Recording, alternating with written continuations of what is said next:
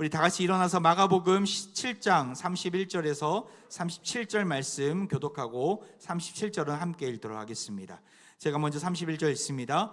예수께서 다시 두로 지방에서 나와 시돈을 지나고 데가볼리 지방을 통과하여 갈릴리 호수에 이르시매 사람들이 귀먹고 말 더듬는 자를 데리고 예수께 나와 안수하여 주시기를 간구하거늘 예수께서 그 사람을 따로 데리고 무리를 떠나사 손가락을 그의 양귀에 넣고 침을 뱉어 그의 혀에 손을 대시며 하늘을 우러러 탄식하며 그에게 이르시되 에바다 하시니 이는 열리라는 뜻이라. 그의 귀가 열리고 혀가 맺힌 것이 곧 풀려 말이 분명하여졌더라.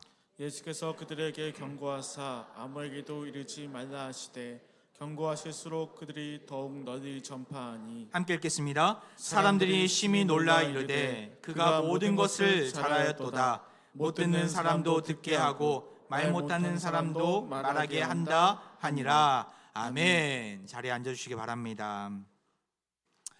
어떤 그 프로를 보니까 그 강남에서 또한 목동에서 이렇게 학원가의 모습들을 보게 되었는데 이렇게 초등학교 1학년인데 의대 지원반에 들어가 있더라고요. 그래서 의대 지원반에 들어가 있는 학생에게 그 기자가 인터뷰를 하는데 여기가 무슨 반인지 아냐니까 모르겠다고 엄마가 보내서 여기서 공부하고 있다고 그렇게 인터뷰하는 모습을 보게 되었습니다. 많은 사람들은 의대나 또한 의사가 되려고 노력하고 있습니다. 생명을 살리는 일이기 때문에 더 귀한 직업이기도 하죠. 하지만 그만큼 또 고달픈 일도 없음을 또 보게 됩니다. 의사 중에 가장 스트레스가 많은 그 의사가 누군가라고 한번 저도 살펴보니까 외과 의사나 혹은 뭐 소아과 의사나 뭐 다양한 의사들이 있는데 그 중에서도 뜻밖의 이렇게 스트레스가 가장 많은 의사가 누군가 보니까 동물을 치료하는 수의사더라고요. 수의사. 어떤 기사를 보니까 연구에 따르면 이 수의사들이 우울증에 또한 정신건강의 문제로 많은 고통을 겪고 있음을 또 보게 되었습니다. 국내 연구에서 그 수의사의 직무 스트레스를 보니까 평균 98점이 넘는 매우 높은 수준임이 밝혀졌다고 합니다. 보통 사람들 같은 경우는 그 보통 직업을 가진 사람들은 직무 스트레스가 56점 정도 된다고 하는데 수의사가 정말 높은 스트레스 가운데 있구나라는 것을 보게 됩니다. 우리 공동체 안에는 수의사가 따로 이제 없긴 한데 일반인이나 다른 의료 전문가에 비해서 참 높은 수치인 것이죠. 왜 이렇게 스트레스가 많을까라고 생각을 해보고 또 어떤 자료를 찾아보니까 아마도 이건 추측이기도 하지만 업무에 대한 스트레스가 높은데 그 업무가 대부분 이제 말 못하는 그 동물을 대상으로 하지 않습니까? 말귀를 알아듣지 못하는 동물들을 치료하기 때문에 아닐까라는 생각을 하게 되었습니다. 어떤 사람이라면 물어보고 또 어떠한 그 증상이 있는지, 얼마나 아픈지, 또 어떤 느낌인지를 물어보면서 그 병의 원인을 찾아간다면 동물들은 말을 못하기 때문에 그 너무나 어렵다라는 것이죠. 그래서 업무에 대한 스트레스가 높지는 않을까라는 생각을 하게 되는데 오늘 본문에 보면 예수님의 수많은 환자들을 이렇게 치료하시는 것들을 계속해서 발견하게 됩니다.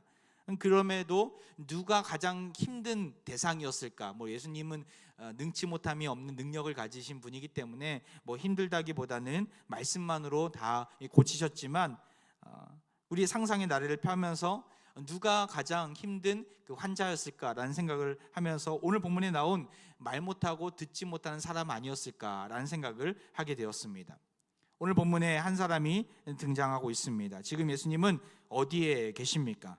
31절을 보면 예수께서 다시 두로 지방에서 나와 시돈을 지나고 데가볼리 지방을 통과하여 갈릴리 호수에 이르시매 우리가 보진 않았지만 바로 직전에 그 두로 지방에서 사는 수로보니게 그러니까 헬라인이고 수리아와 베니게에 살고 있는 한 여성을 치유하신 사건들이 있거든요. 이 모든 지역들이 다 이방 지역임을 우리는 알아야 합니다. 한번 지도를 한번 볼까요? 지도에 보면 이스라엘 북쪽 지방 해변가에 걸쳐서 두로와 사르밧과 시돈 이 모든 곳은 다 이방 지역이었습니다. 이곳을 예수님은 다니시면서 연약한 지체들을 살리시고 하나님 나라를 선포하고 계신 것이죠. 그리고 약간 아래에 와서 이제 갈릴리 호수 동편 그 북단 지역을 지금 지나가시는 때에 한 사람을 만나게 됩니다. 32절 말씀 우리 같이 한번 읽어보겠습니다. 시작. 사람들이 귀먹고 말 더듬는 자를 데리고 예수께 나와 안수하여 주시기를 간구하거늘. 이방 지역 사람들도 예수님에 대한 소문을 들었던 것 같아요. 그리고 사람들은 예수님이 병자를 치유해 주신다는 사실들을 알고 연약한 지체들을 데리고 예수님께 나오게 됩니다. 이때 한 사람을 데리고 나오게 되는데 그는 어떤 자입니까? 귀먹고 말 더듬는 자였던 것이죠. 예수님은 그들의 요청을 거절하지 않으시고 그를 품어주십니다. 사랑으로 말입니다. 그리고 그를 치유해 주시는데 어떻게 치유하십니까? 33절에 특이한 방법이 나오는데요. 예수께서 그 사람을 따로 데리고 무리를 떠나사 손가락을 그의 양귀에 넣고 침을 뱉어 그의 혀에 손을 대시며, 손가락을 양귀에 넣고 침을 뱉어서 그의 혀에 손을 대시는 그 예수님의 모습, 참 독특한 특이한 행동 아니겠습니까? 예수님이 환자를 치유하실 때 대부분 손을 얹거나 말씀으로 치유하시는 것을 보았지만 이렇게 치유하시는 것은 처음 보게 됩니다.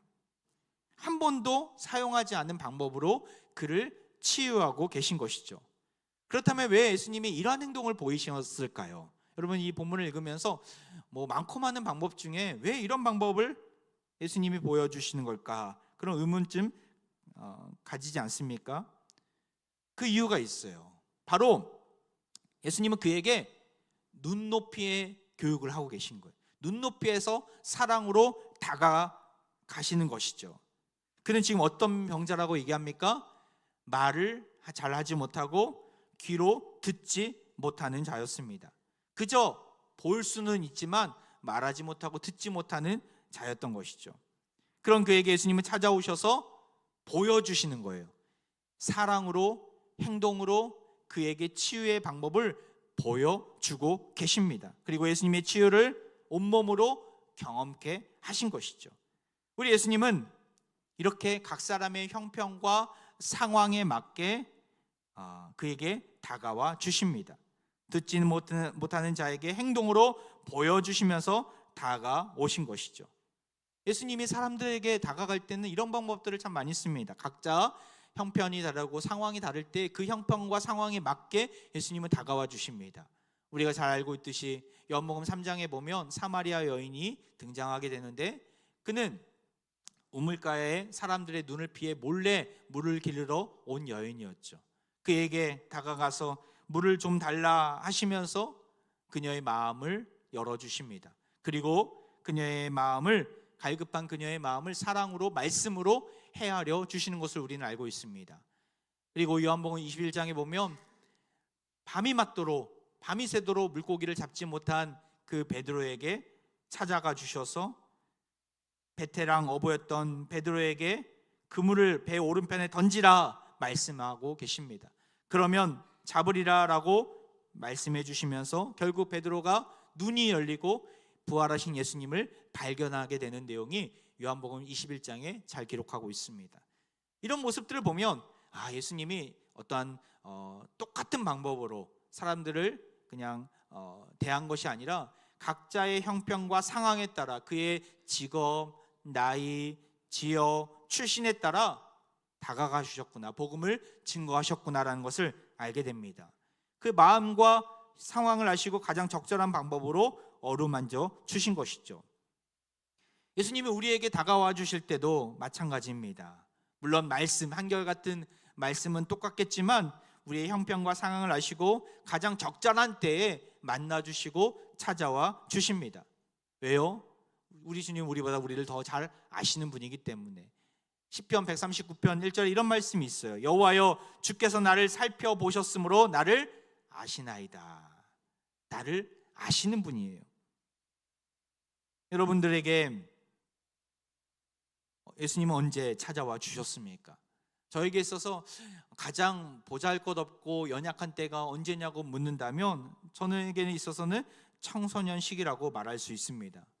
아버지가 없이 결손가정 안에서 가난과 싸웠던 그때 저의 자존감은 한없이 낮아지고 낮아진 때였던 것이죠. 그때 놀랍게도 주님은 저를 만나 주셨습니다. 청소년 우리 중등부 수련회 때 만나 주셔서 주님의 신실한 음성을 들려주셨어요. 너희 아버지가 되어주겠다. 그 주님의 따스한 음성 앞에 저는 믿음으로 반응했고, 저 인생을 주님 앞에 드리겠습니다, 송두리째 주님 앞에 헌신하겠습니다 라고 고백하며 나아갔습니다. 그때 주님을 만난 은혜로 저는 목사가 되어서 제가 이 자리에 서 있는 것이죠. 만약 그때 주님을 만나지 못했다면 제가 어떠한 길로 갔을지 모릅니다. 하나님 없이 세상 가운데 방황하면서 여러 더러운 것들에 중독되어 살아가진 않았을까라는 생각을 가끔 하게 됩니다. 청소년 시기에 만나주심으로 하나님의 특별한 계획과 섭리 가운데 제가 이 자리에 있는 것이죠. 우리 모두에게는 그런 주님과의 만남의 때가 있었습니다. 우리보다 우리를 더 잘 아시는 주님께서 세밀하게 우리를 살펴보시다가 우리의 눈높이에 맞는 말씀을 주시고 우리의 수준에 맞는 음성을 들려주셔서 우리가 이 자리에 있는 것 아니겠습니까? 하나님께서 보여주신 가장 큰 눈높이 교육은 무엇이라고 생각하십니까? 우리의 문제를 해결하는 것도 눈높이 교육 중에 하나겠지만 가장 큰 눈높이의 교육은 바로 예수님이 이 땅 가운데 오셨다라는 것입니다. 하나님의 아들, 하늘 보좌를 버리시고 이 땅에 연약한 인간의 몸으로 성육신 하신 것이죠. 그것이 가장 큰 눈높이 교육입니다.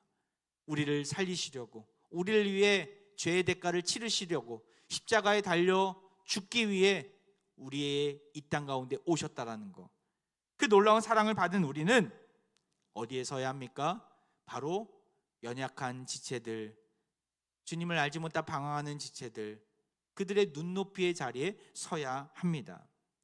올해 목회 계획을 세우면서 한 가지 이렇게 하고자 하는 일이 있었습니다. 바로 발달 장애를 가진 그 아이들을 품는 일이었습니다. 우리 공동체 안에도 몇몇 아이들이 있는데 이 발달 장애를 가진 아이들을 믿음 안에서 교육시키는 화평 사랑부를 만들고 싶다라는 마음을 주셔서 그 비전들을 여러분과 나눈 적이 있습니다.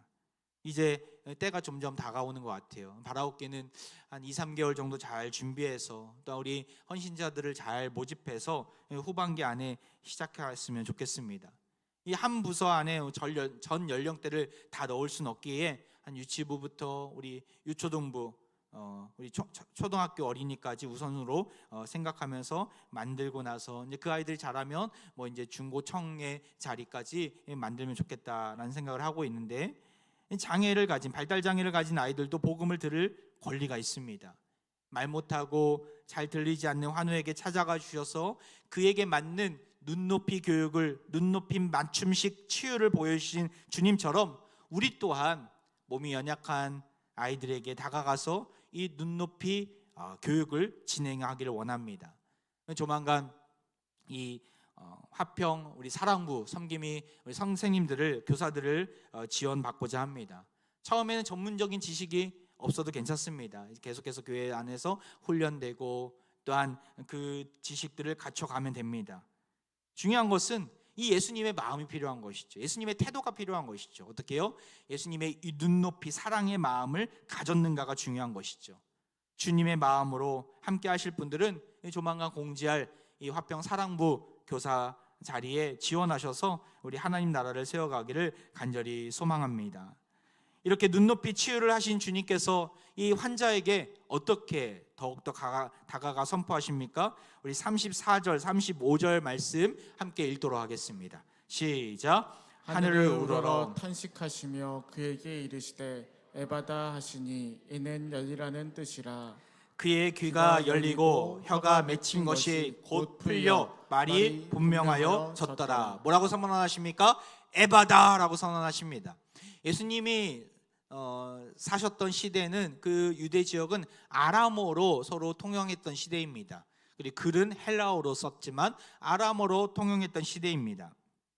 에바다는 예수님 당시에 썼던 이 아람어인데 뜻이 열리라라는 의미가 담겨져 있습니다. 모든 막힌 것을 열어주시는 주님을 보게 되는 것이죠. 그 예수님이 에바다 선포하시니까 어떻게 됩니까?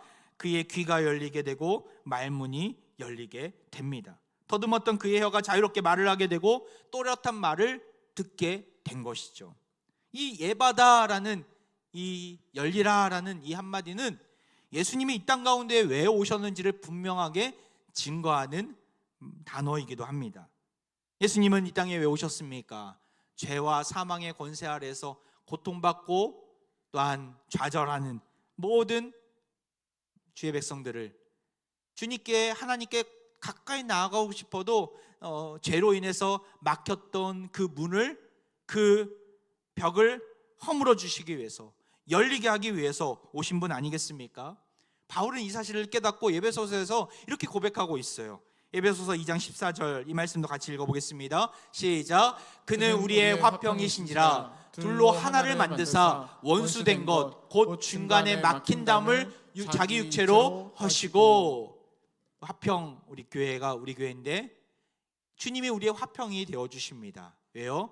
하나님과 우리 사이에 막힌 이 담을 자기 육체로 십자가에 달려 죽으심으로 말미암아 헐어주신 것이죠. 열어주신 것이죠.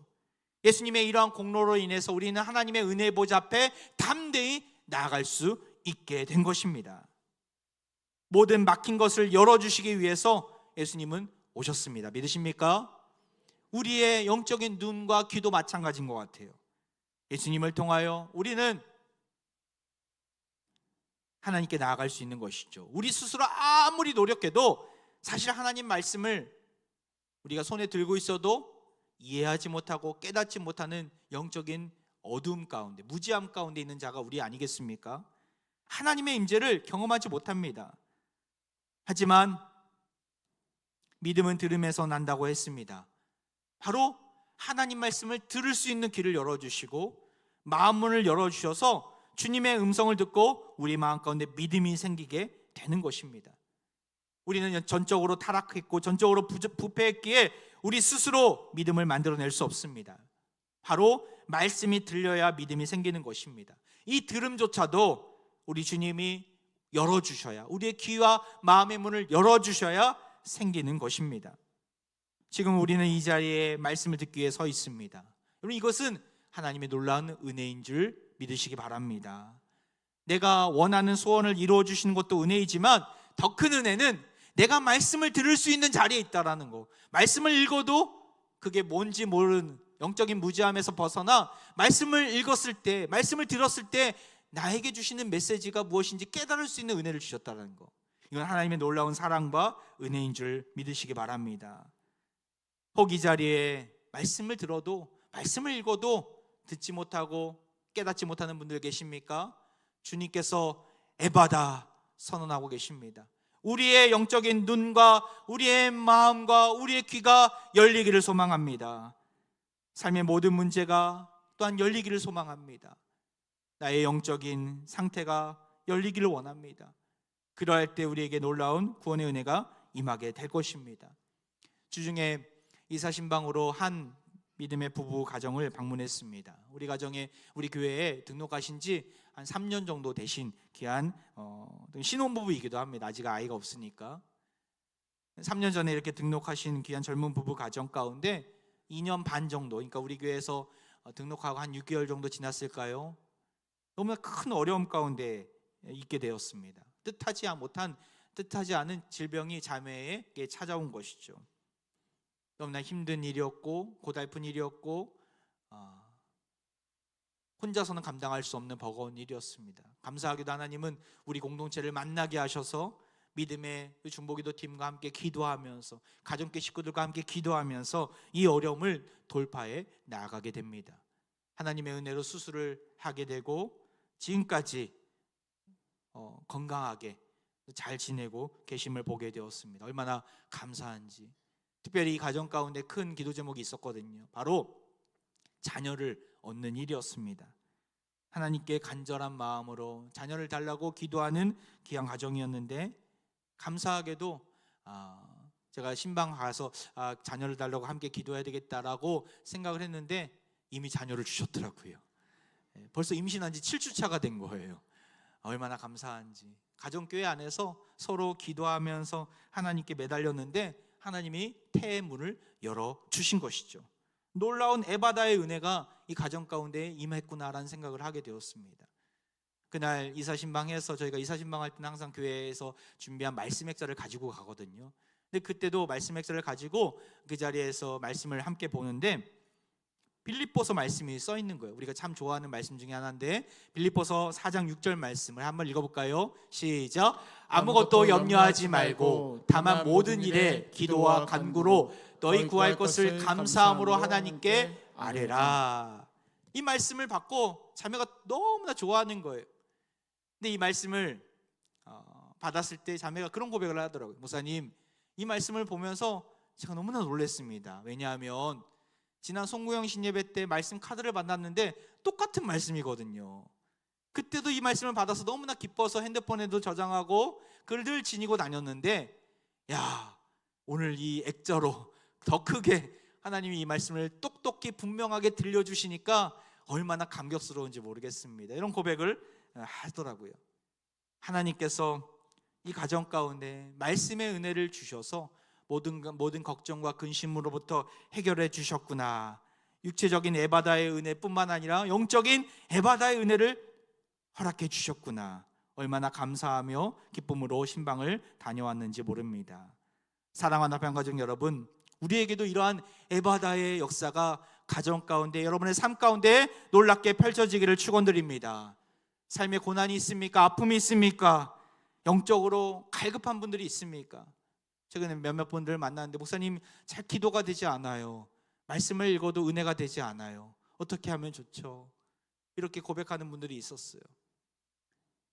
이 자리에도 아마 그런 분들 계실 겁니다. 도통 기도해도 하나님이 안 계신 것처럼 느껴지고 내 마음 가운데 감동과 감화의 마음이 사라진 것처럼 느껴지는 분들이 계십니까?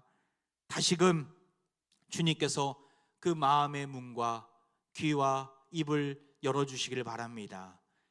말씀 앞에 서서 나아갈 때 열리라 선포하시는, 에바다 선포하시는 주님의 음성으로 인해서 모든 막힌 것들이 해결되는 은혜가 있기를 바랍니다. 에바다의 은혜가 오늘 말씀을 선포하는 이 자리 가운데, 여러분의 삶의 자리 가운데 놀랍게 역사함으로 인하여서 모든 갈급함과 모든 답답함들이 한순간에 해결되는 은혜가 있기를 주의 이름으로 축원드립니다. 오늘 본문에 보면 이 일로 인해서 온 무리가 깜짝 놀라게 됩니다. 우리 주님은 그때 무리에게 어떤 명령을 하십니까? 36절 말씀에 예수께서 그들에게 경고하사 아무에게도 이르지 말라 하시되 경고하실수록 그들이 더욱 널리 전파하니. 예수님은 그들에게 특이한 명령을 내리세요. 아무에게도 이르지 말라. 성경에 가끔 가다 보면 예수님이 그들에게 침묵 명령을 내리실 때가 있습니다. 침묵하라는 것이죠. 예수님은 그러면 왜 이 자리에서 이 침묵 명령으로 이들을 경고하고 계십니까? 이 일로 인해서 오히려 더 예수님에 대한 좋은 인식과 좋은 소문이 펼치면 얼마나 좋겠습니까? 근데 예수님은 지금 노출하기를 왜 꺼려하고 계십니까? 바로 이들은 누구입니까? 유대인이에요? 이방인이에요? 누구입니까? 이방인들이에요. 예수님에 대해서 잘 알지 못하면서 그저 육체적인 필요를 채워주시는 분으로 오해할까봐, 그런 오해한 잘못된 지식을 가지고 예수님을 증거할까봐 지금 말리고 계신 것이죠. 하나님 말씀에 무지했던 자들이기에 침묵 명령을 내리신 것입니다. 하지만 이들의 주체할 수는 없는 그 흥분된 마음은 멈출 수가 없었습니다.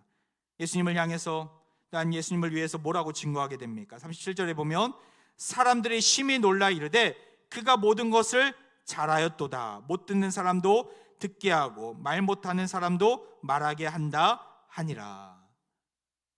못 듣는 사람도 듣게 하시고 말 못하는 사람도 말하게 되었다라고 선포하면서 예수님이 모든 것을 잘하는 분임을 증거하게 됩니다.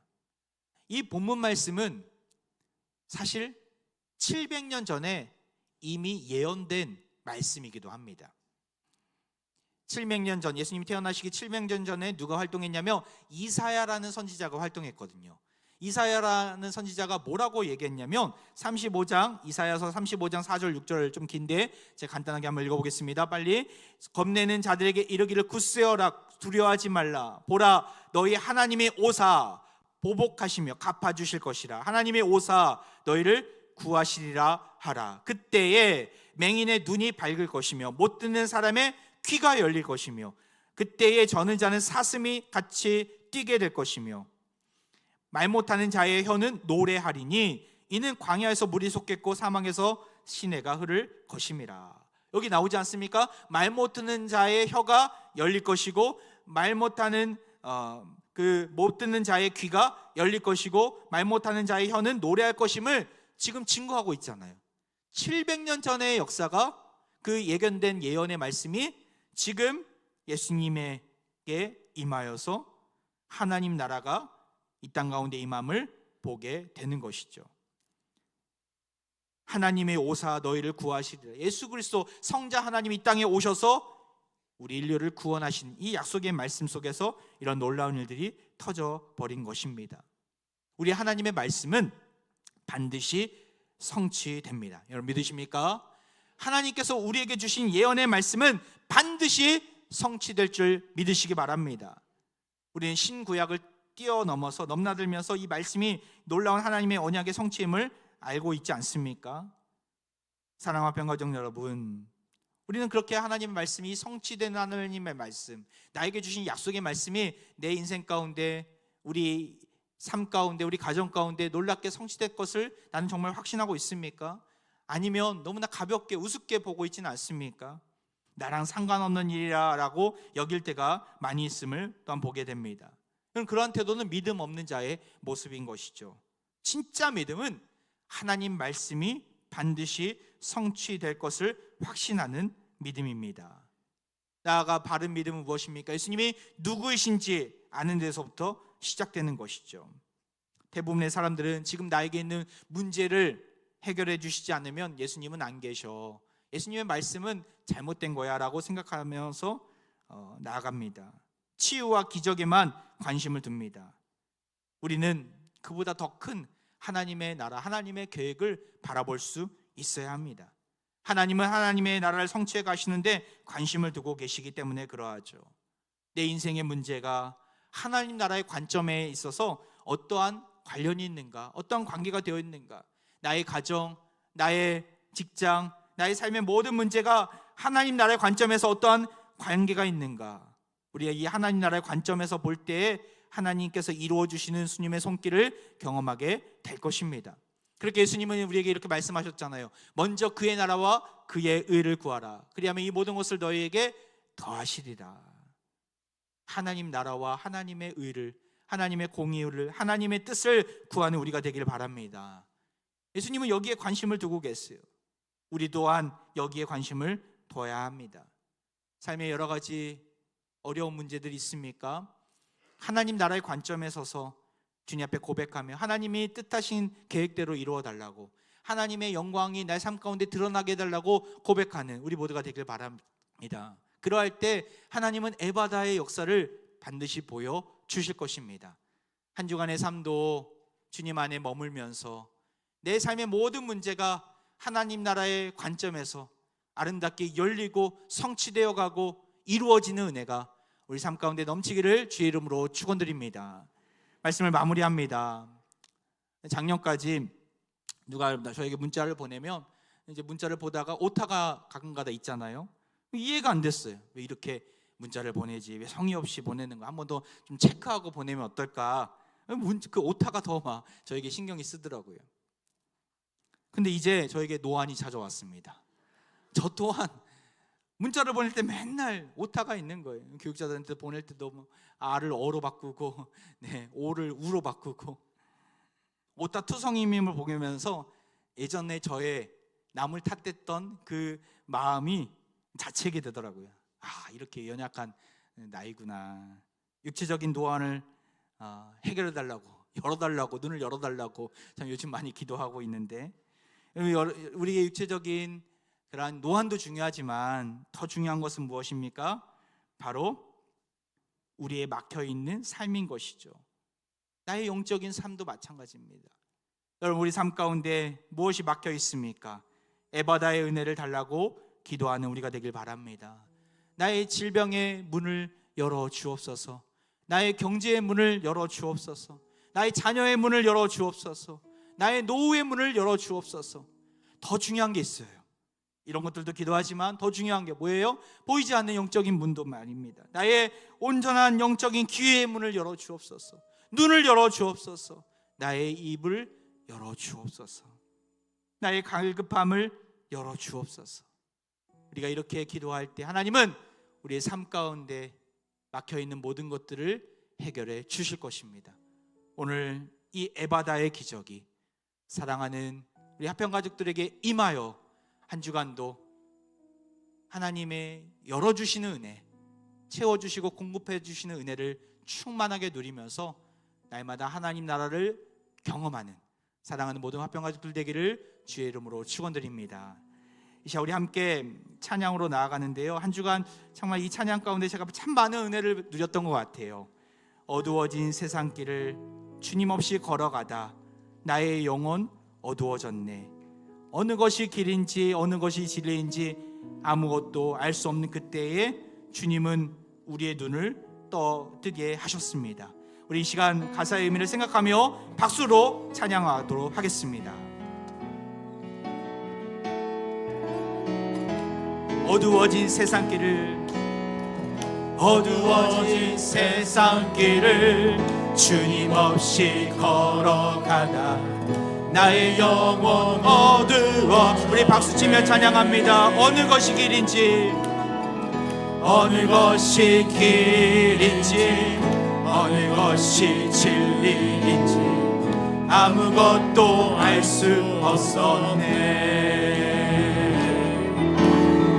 주님 없이 살아가는 모든 삶 실패와 좌절뿐이네. 사랑하는 나의 주님 내 영혼 금을 뜨게 하소서. 열려라 이 바다, 열려라 이 바다, 열려라. 눈을 뜨게 하소서.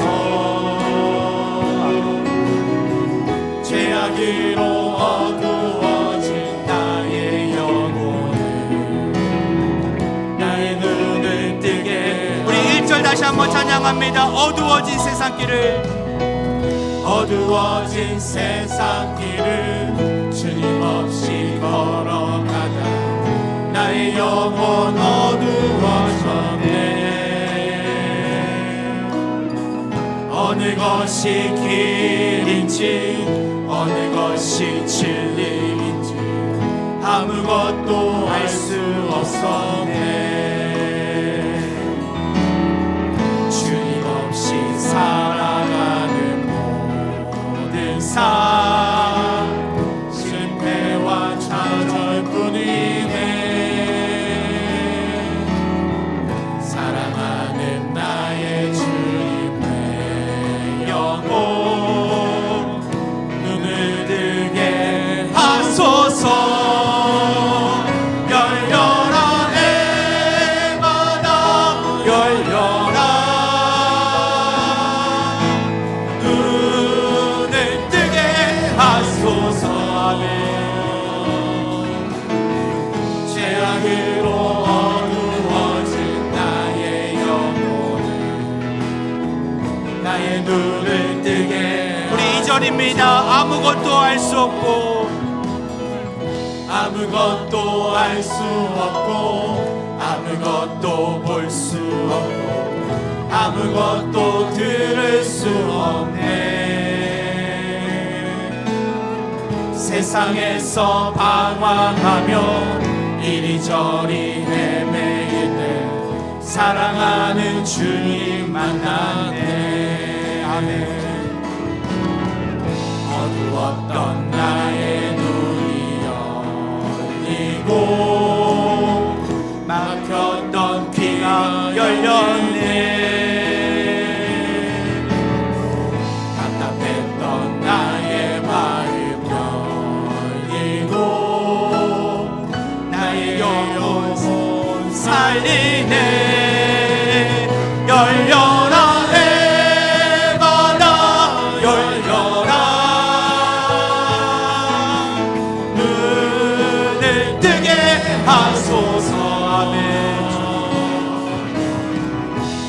최악으로 어두워진 나의 영혼을 나의 눈을 뜨게 우리 열려라 에바다 찬양합니다. 열려라 에바다 열려라 눈을 뜨게 하소서. 최악으로 어두워진 나의 영혼을 나의 눈을 뜨게 하소서. 할렐루야. 에바다의 권능을 우리에게 보여주신 하나님을 찬양합니다. 지난날 앞을 보아도 보지 못하고 들어도 듣지 못하고 죄로 인해 어두웠던 우리의 모습이 많았습니다. 주여 우리를 불쌍히 여겨주셔서 막힌 담을 허시고 열어주시는 에바다의 역사를 보여주옵소서.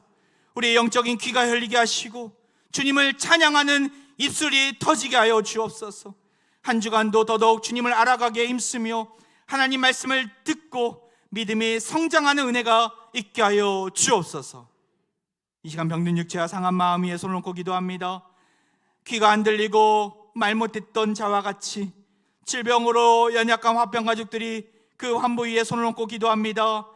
에바다 하시니 그의 귀가 열리고 혀가 맺힌 것이 곧 풀려 말이 분명하여졌더라. 이 시간 에바다의 역사를 보여주옵소서. 이전보다 더 강건한 모습으로 살려주옵소서. 다시 소생케 되는 이 부활의 능력을 우리 삶 가운데 보여주옵소서. 막힌 담을 십자가로 헐어주신 예수 그리스도의 이름으로 간절히 기도하옵나이다. 아멘.